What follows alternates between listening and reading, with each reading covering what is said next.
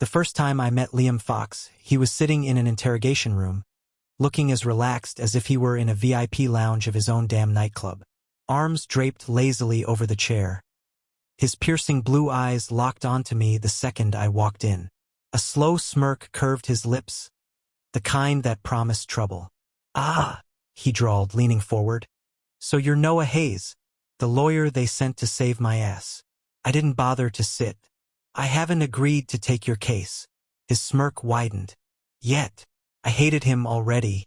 Throwing the case file onto the table, I kept my voice steady. "Liam Fox, owner of The Den, one of the most exclusive nightclubs in the city. Former underground fighter. Now facing charges of money laundering and aggravated assault." I crossed my arms. "And you're sitting here grinning like this is some kind of joke." He tilted his head, studying me. "I like to know who I'm dealing with first. If you knew anything about me, you'd know I don't waste my time with clients who are already guilty." He let out a low chuckle, slow and deliberate. "You think I did it? I think the evidence against you is solid." He sighed, tapping his fingers against the table. "And here I was, hoping you'd be different." "Different from what?" "The other lawyers who see me as a lost cause." His voice dropped, smooth as whiskey. "I don't need another suit coming in here and telling me I'm fucked, Noah. I need someone who's actually going to fight for me." I stiffened. The way he said my name, it felt too familiar, too deliberate. "We've met before," he added casually. That threw me. "No, we haven't. You just don't remember." I narrowed my eyes. "Then refresh my memory." He leaned forward, close enough that I caught the faint scent of his cologne. Something dark, like smoke and leather. "Not yet," he murmured. "Where's the fun in that?" My jaw clenched. "I don't play games." "Neither do I," he countered.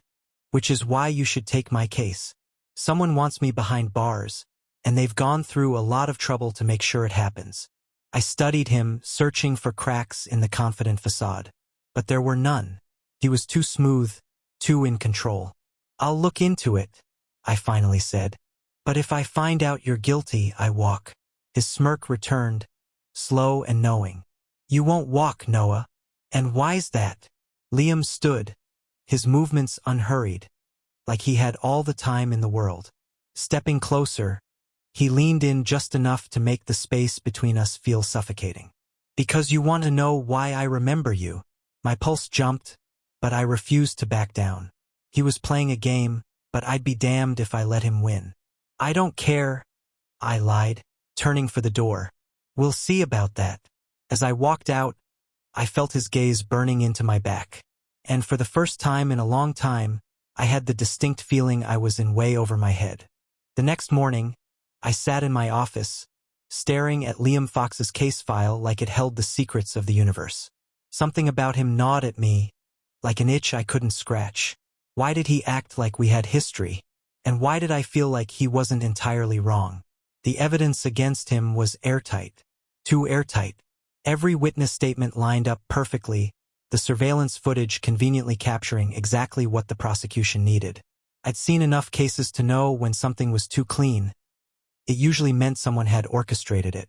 A sharp knock on my door yanked me from my thoughts. "Come in," I called, expecting my assistant. Instead, it was Liam. I barely had time to react before he shut the door behind him. "Miss me?" I frowned. "How the hell did you get past security?" He smirked, dropping into the chair across from me. "I have my ways." I exhaled sharply. "Liam, you can't just show up at my office like this." "Why not?" He stretched out, completely unbothered.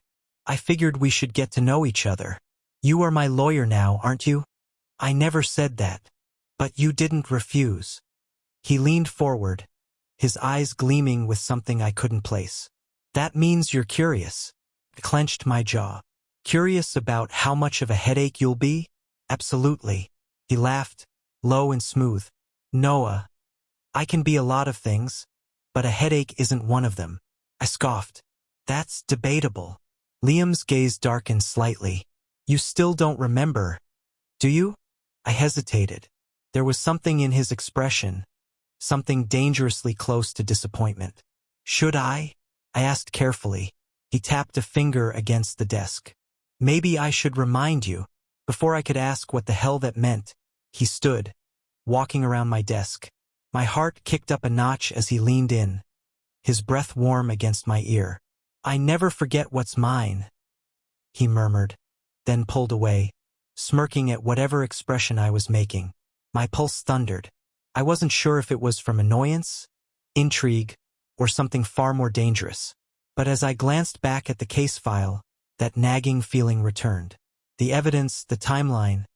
Something wasn't right. If Liam was guilty, why did it feel like someone had gone out of their way to make sure it looked that way? Liam Fox was going to be a problem, and I wasn't sure I wanted to stop him. Liam Fox didn't just want me as his lawyer. He wanted me, period. And he wasn't subtle about it. I learned that the hard way when he showed up uninvited at my apartment that night. I barely had time to process the knock before the door swung open, revealing Liam in a crisp black button-up, the top few undone, showcasing the defined lines of his collarbone. He leaned against the door frame like he owned the damn place.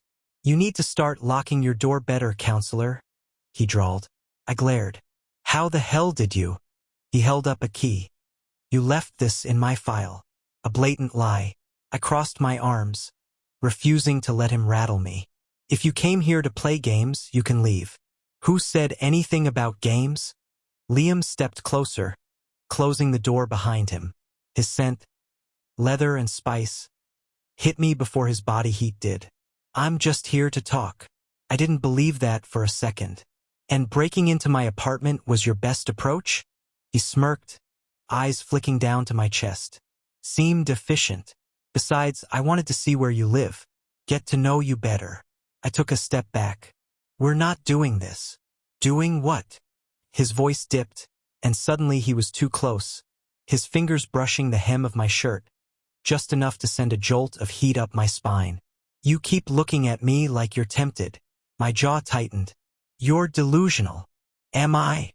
Liam's fingers trailed upward, ghosting over my waist before stopping just below my ribs. "Tell me to stop." I hated that I didn't. Hated that he read me so easily. Instead, I pushed him back. Not roughly, but enough to create space. "You're a client, Liam, and I have work to do." "Ah, work." He exhaled dramatically before flopping onto my couch, completely at ease in my home. "Fine, let's talk about that." I grabbed my laptop and sank into the chair across from him, needing a barrier. "There are inconsistencies in your case. The financial records don't match up. Whoever framed you did a damn good job, but they were too careful. Too perfect." Liam propped his chin on his hand, watching me with something unreadable in his gaze. "And you're convinced I'm framed?" I hesitated. "I think someone wants you out of the way." "That's not an answer, Noah." I exhaled, rubbing my temples. "I don't know if you're innocent, but I know the setup doesn't sit right. And until I get to the bottom of it, I'm not walking away." Liam grinned. "See? You do care." I shot him a look. "I care about the truth." "Whatever you say, counselor." His smirk widened, and before I could react, he stood, walking toward me. He braced his hands on the arms of my chair, caging me in, his face inches from mine. "But I like that fire in you." I swallowed hard, refusing to look away. "You should go." "Not until you admit you want me." My pulse slammed against my ribs. "You really don't know when to quit." His breath ghosted over my lips. "Not when I know I'm right." For a dangerous second, I almost closed the distance. Almost gave in to the heat between us. Then my phone buzzed, shattering the tension. I jerked back, grabbing it like a lifeline. The number was blocked, but the message was clear. "Stop digging, or you'll regret it."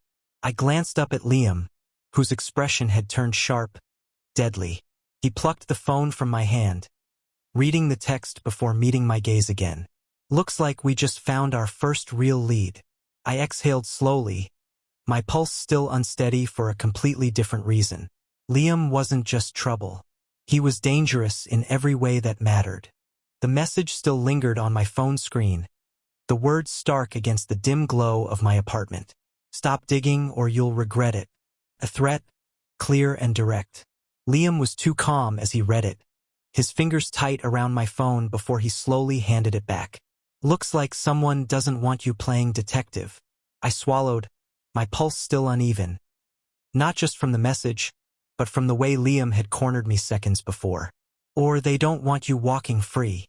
He smirked, but there was something sharper behind it. They're going to be disappointed then, aren't they? I shook my head. This isn't a joke, Liam. If someone's willing to send threats, they might be willing to do more. Liam leaned in again, close enough that I could feel his body heat. Then it's a good thing I'm not easy to get rid of. His voice was low, smooth, and dangerous. I should have pushed him away, should have told him to take the case seriously.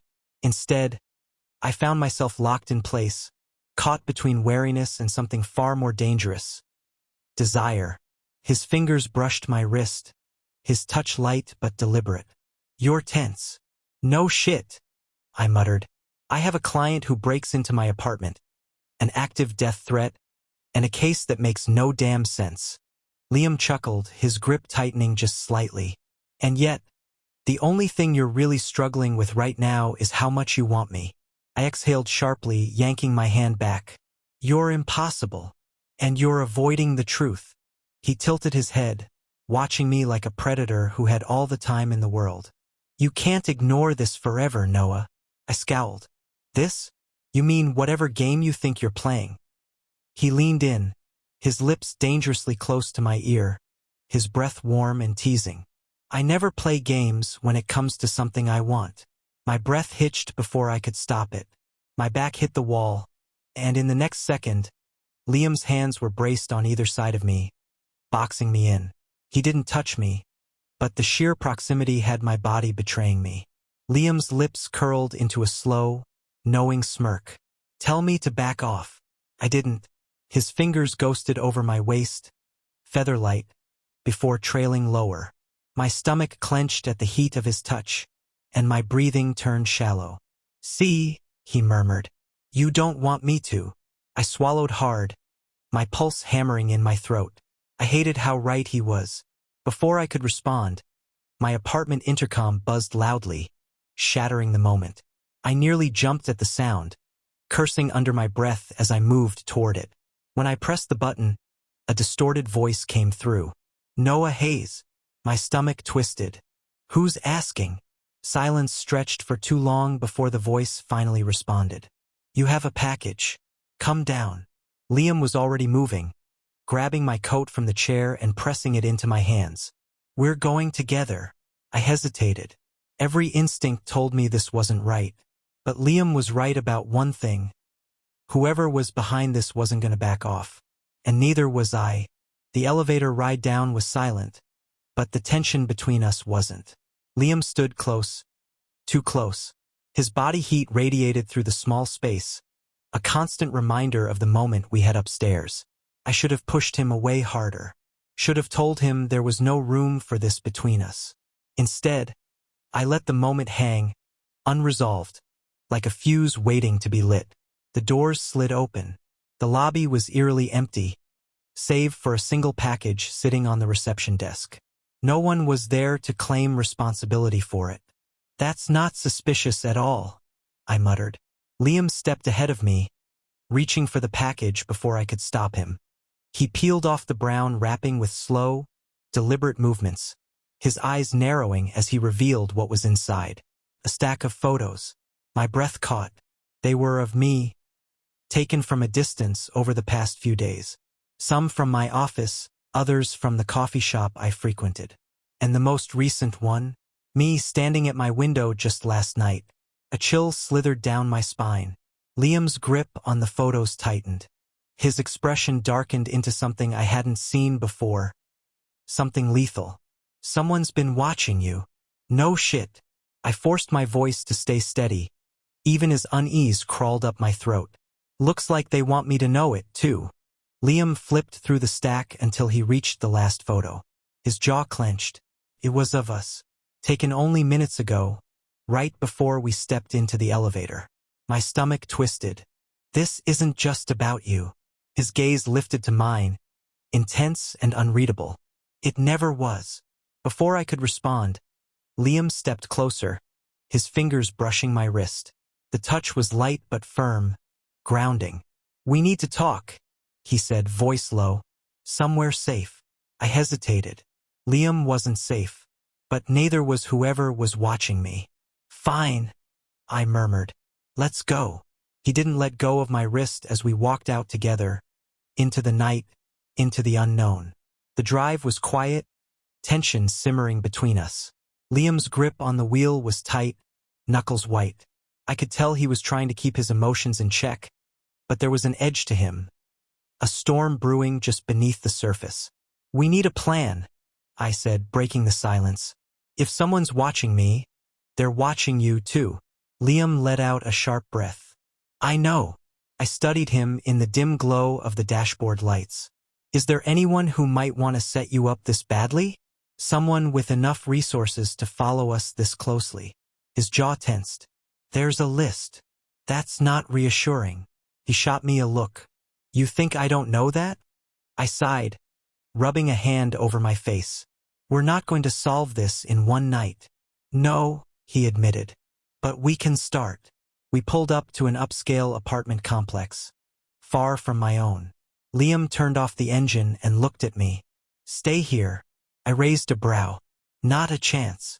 He exhaled through his nose, clearly frustrated, but didn't argue.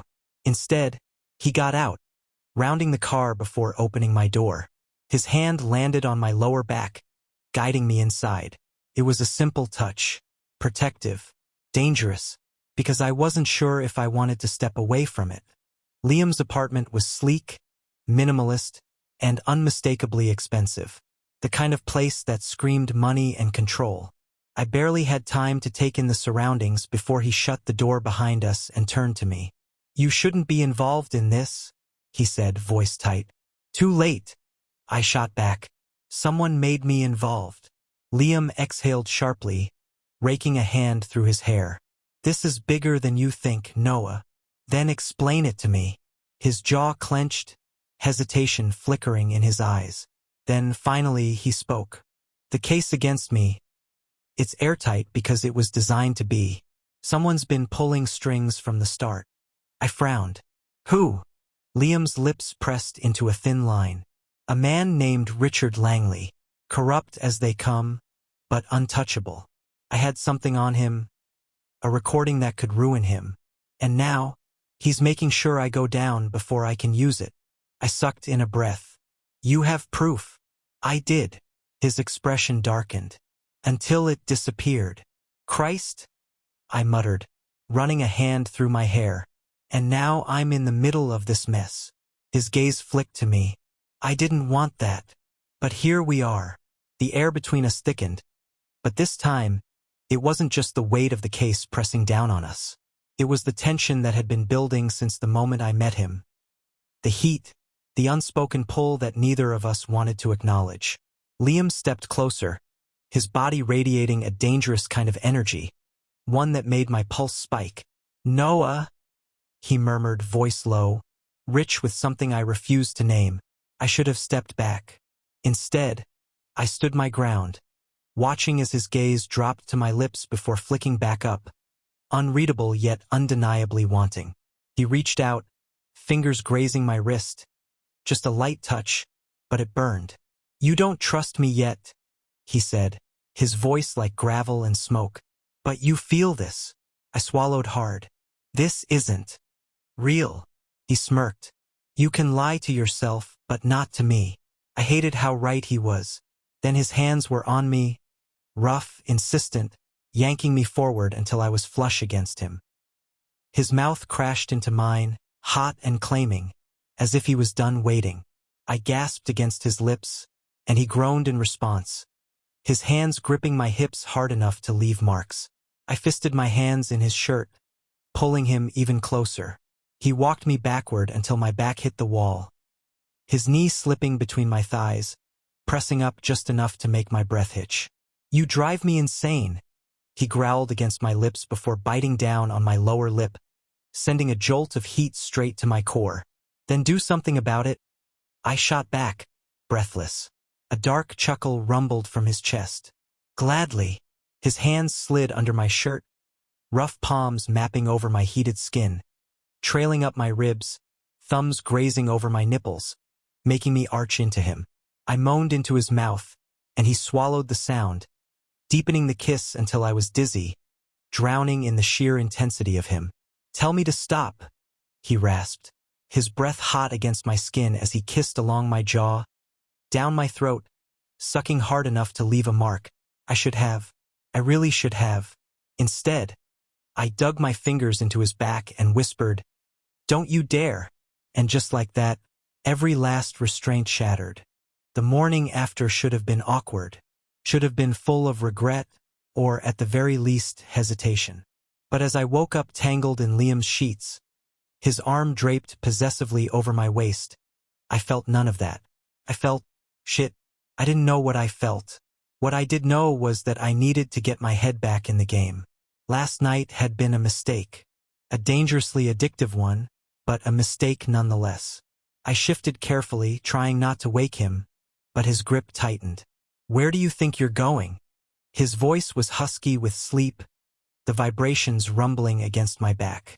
"Liam, we need to talk," I said, attempting to ignore the heat of his body pressing into mine.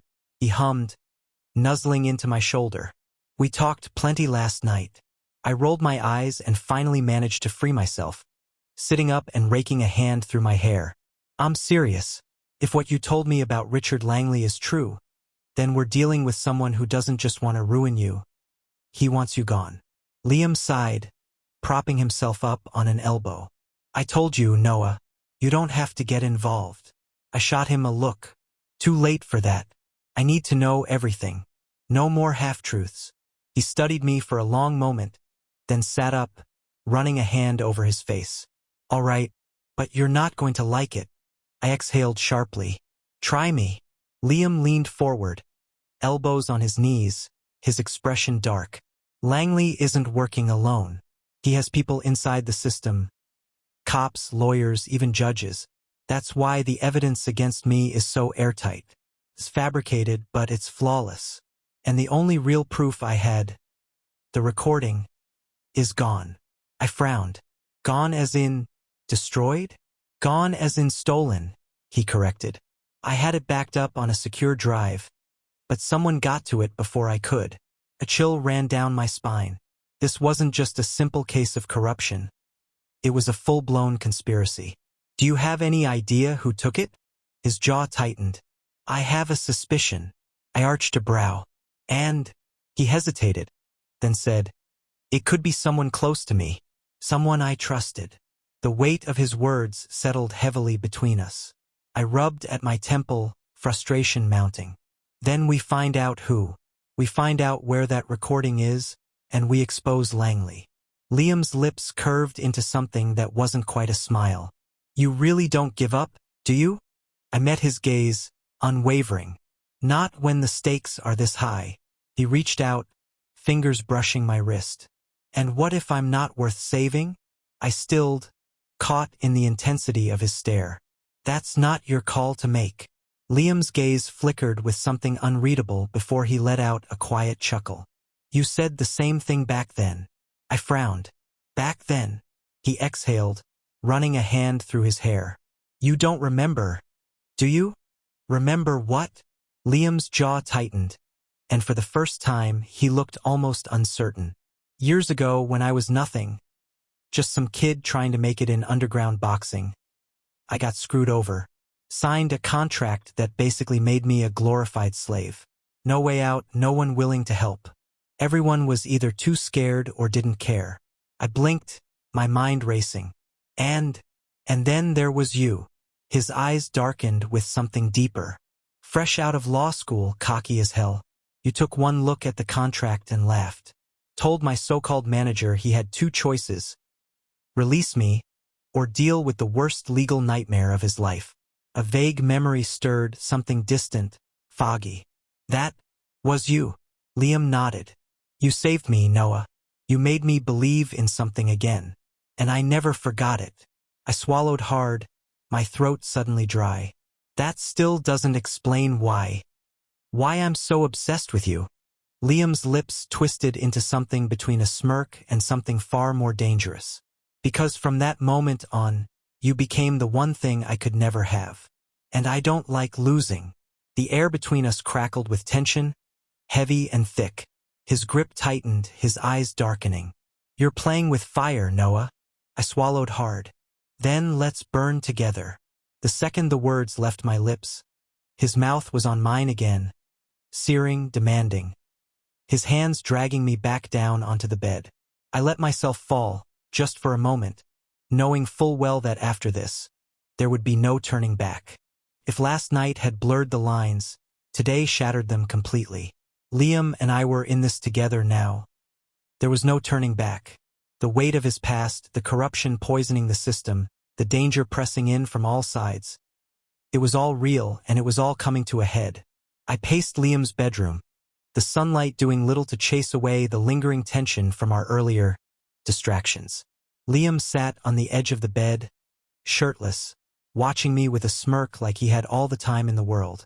"You're thinking too much," he murmured, stretching out like a lazy predator. I shot him a glare. "Excuse me for not being completely relaxed when we're about to take down an entire criminal network." Liam chuckled, but the amusement didn't quite reach his eyes. "We need a plan, and we need to move fast. Langley isn't the kind of man who waits around to see how things play out." I stopped pacing. "You said someone close to you stole the recording. Do you have a name?" His jaw clenched. "Mason Caldwell. Former manager. Former friend." The name clicked instantly. Caldwell had been a known fixer, working both the legal and illegal sides of the fight scene. He had power, connections, and absolutely no morals. "If he has the recording, we need to get to him before he hands it over to Langley," I said. Liam leaned forward, his smirk shifting into something sharper. "I have a way to lure him out." Something in his voice made me wary. "I don't like where this is going." His fingers brushed against my wrist, his touch deceptively gentle. "That's because you're too used to playing by the rules." I yanked my hand back. "And you're too used to breaking them." A dangerous glint sparked in his eyes. "That's why we make a good team." I sighed, already regretting this. "Fine. What's the plan?"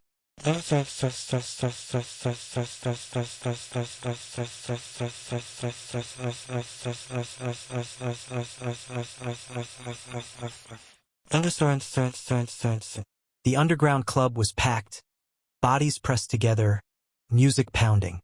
It was the kind of place where deals were made in the shadows, where power shifted with the right whispers. Liam and I slipped inside unnoticed, or at least I hoped we were unnoticed. "He's here," Liam murmured, eyes scanning the room. I followed his gaze, spotting Mason Caldwell near the VIP section, surrounded by bodyguards. He looked exactly like I remembered, sleek, confident, and utterly untouchable. "Do we have a plan B if this goes to hell?" I asked under my breath. Liam smirked. "Yeah, we fight our way out." "Fantastic." We moved closer, Liam leading the way, his body language shifting into something cocky, self-assured. The moment Caldwell saw him, his expression tightened. Well, Caldwell drawled, swirling his drink. "Didn't expect to see you walking around free, Liam. Thought you'd be locked up by now." Liam leaned in, his voice low and dangerous. "Disappointed?" Caldwell smirked. "A little, but I'll get over it once Langley buries you." I stepped forward. "That won't happen. Not when we have the evidence to bury him first." Caldwell's eyes flicked to me, assessing. Then he laughed. "Cute. But I don't think you understand how deep this goes." Liam's hand brushed my lower back, a silent warning. He was tense, coiled tight. I met Caldwell's gaze. "You have the recording." Caldwell smirked. "Maybe I do. Maybe I don't." Liam moved fast. Too fast. 1 second he was standing beside me, the next he had Caldwell shoved against the wall, a forearm pressing into his throat. The bodyguards snapped to attention, but Caldwell held up a hand, stopping them. "Easy, champ," he choked out. "No need to get violent." Liam leaned in, his voice a low growl. "Where is it?" Caldwell's lips curled. "Safe. And unless you want it permanently deleted, I'd suggest a little negotiation. I stepped closer, voice steady. You don't work for Langley, do you? Caldwell's smirk faltered just a fraction. You're in it for yourself, I pressed. Which means you're looking for the best deal. Liam's grip on him tightened. And what if the best deal is me not breaking your face? Caldwell chuckled, though there was a hint of unease in his eyes. Tempting, but I think I'll hold out for something better. I exhaled sharply. We can expose Langley, take down his entire operation, and you walk away with a clean slate. Caldwell tilted his head. Interesting offer. But what's in it for me? Liam released him, stepping back just enough to let him breathe. Your life. Silence stretched between us. Then, finally, Caldwell sighed. Fine. I'll set up a meet. But if this goes sideways, we're all dead. Liam smirked. Wouldn't be the first time. As we walked out of the club, Liam's hand found mine, his grip firm, possessive. You're insane, I muttered. He grinned. And you love it. I didn't answer, but the pounding in my chest said enough. This was far from over. And if we were going down, we were going down together. The plan was risky, but not reckless. I had made sure of that. Liam and I sat in his car, parked a block away from the meeting spot. The streets were nearly empty, the city's nightlife reduced to flickering neon signs and distant sirens. The weight of what we were about to do pressed heavy against my chest. Last chance to back out? Liam murmured, drumming his fingers against the steering wheel. I scoffed. You wish. His smirk was sharp in the dim light. That's my lawyer. Caldwell had promised to set up a meeting with Langley's people. The recording that could expose the entire operation would be there. It was our only shot, but I wasn't going in blind. I reached into my pocket, feeling the small flash drive. A backup of everything we had gathered so far, just in case. I had also sent copies to a trusted journalist and a law firm partner, with instructions to release them if I didn't check in within the next hour. If Langley thought he could bury this, he was wrong. This could go south fast, I warned. Liam reached over, his fingers brushing the back of my neck, his touch grounding me. Then we go down swinging. The warehouse was everything I expected. Dark, ominous, and reeking of bad decisions. Caldwell stood near the entrance, looking more nervous than I'd ever seen him. They're inside, he muttered. I did my part. Now you do yours. Liam didn't acknowledge him. He just stepped forward, and I followed. Inside, a group of men stood around a table, Langley sitting at the center like a king on his throne. The recording device rested in front of him. You really should have stayed out of this, Fox, Langley sighed, swirling a glass of whiskey. And you, Mr. Lawyer. Brave move. Stupid, but brave. Liam stepped forward, radiating a dangerous kind of energy. I'm not here to play games. Give me the recording. Langley smirked. Or what? That was my cue. I pulled out my phone and tapped the screen. The projector across the room flickered to life, displaying financial transactions, fight rigging, and every dirty secret Langley thought he had buried. Or this goes public, I said, my voice calm, controlled. The room tensed. Langley's smirk dropped. You think you've won? He sneered. I own this city. I let out a slow, measured breath. Not anymore, because in about 5 minutes, this information is hitting every major news network, law enforcement agency, and regulatory board in the country. If you're lucky, you'll have time to run. Liam chuckled darkly. But I doubt it. Langley's men shifted, uncertainty flashing across their faces. Their loyalty only went as far as their paychecks. Langley's fingers twitched toward the recording. Liam was faster, knocking him back with a single punch. I grabbed the device and secured it while the room erupted into chaos. A gun cocked. I turned just in time to see one of Langley's men aiming at Liam. Liam! He moved on instinct, grabbing the guy's wrist and twisting until the gun hit the floor. A fight broke out, bodies crashing against metal crates. I stayed low, slipping toward the exit. Before I could move, a strong arm grabbed me from behind. Not so fast, counselor, Langley growled, a knife pressing against my side. Liam froze mid-fight, his eyes locking onto mine. And that's when I saw it, the pure, unfiltered rage. "Let him go," he said, voice low, deadly. Langley chuckled. "Or what?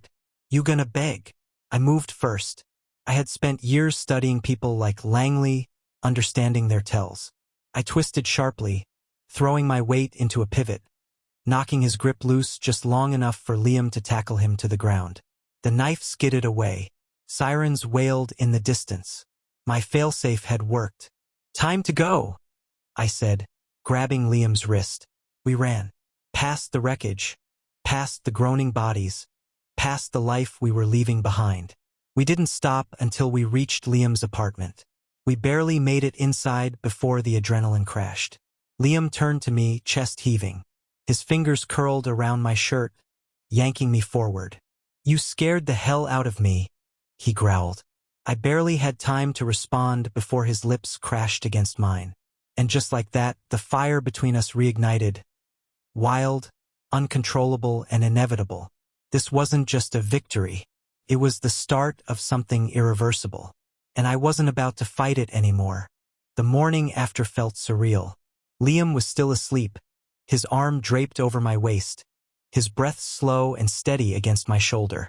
For a moment, I let myself stay there, wrapped in the warmth of him, the weight of everything we'd been through settling in my chest. But the fight wasn't over yet. I carefully untangled myself from him and reached for my phone. The news had already broken. Langley had been arrested, along with half of his associates. Investigations were underway, and the corruption that had plagued the system for years was finally being exposed. The evidence we had risked everything for was now in the hands of the right people. "Planning your escape?" Liam's voice was rough with sleep, but laced with amusement. He stretched, his muscles flexing beneath the sheets. I rolled my eyes, checking the news. "It's over." Liam pushed himself up on one elbow, watching me. "Not for us." I stilled. "What do you mean?" He reached out, fingers tracing the curve of my jaw. "You think I went through all this just to let you walk away?" My pulse jumped, but I forced a smirk.